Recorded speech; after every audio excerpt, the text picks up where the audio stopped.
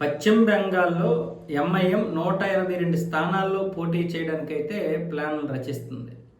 హుమయూన్ కబీర్తో కలిసి. హుమయూన్ కబీర్ ఏజేయూపీ అనే ఒక పార్టీ పెట్టాడు.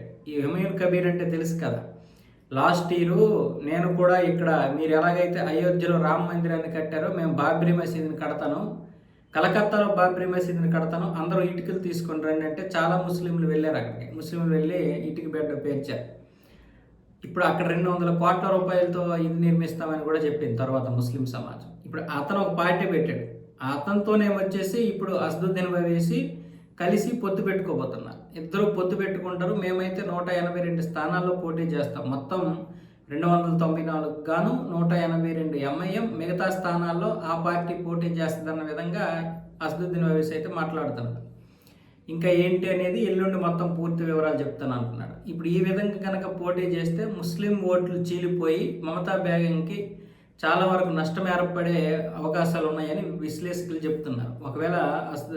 ఒకవేళ అసదుద్దీన్కి నిజంగానే అంత ఇది ఉంటే ఆ విధంగా నష్టం ఏర్పడుతుంది, కానీ అసదుద్దీన్కి ఓట్లు ఎంతవరకు పడతాయి అన్నదే చూడాలి. ఎందుకంటే లాస్ట్ టైం అయితే 7 స్థానాల్లో పోటీ చేసాడు, ఒక్క స్థానంలో కూడా గెలవలేదు.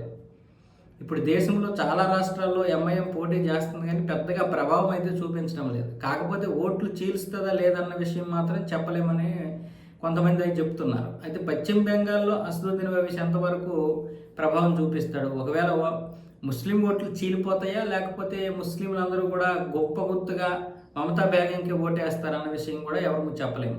ఎందుకంటే అక్కడ ముస్లింలు ఏకపక్షంగా ఉంటారు. మమతా బేగాన్ని కోల్పోతే ఇక మళ్ళీ మనల్ని హిందువులు ఉంచరేమో, అంటే బీజేపీ వచ్చి మన మీద దాడులు చేస్తుందేమో అన్న విధంగా ఇప్పుడు అక్కడ మమతా బేగం భయం సృష్టించింది. అలాగే ఇప్పుడు అసదుద్దీన్ ఓవైసీ లాంటి వాళ్ళు వచ్చినా సరే మీరు ఓట్లు అనేది విడిపోతే, అవి చీలిపోతే నాకు నష్టం చేకూరుస్తాయి, మనమే నష్టపోతాం అన్న విధంగా కూడా జరుగుతుంది కాబట్టి ప్రచారం అక్కడ ముస్లింలకు కూడా నమ్మలేదు.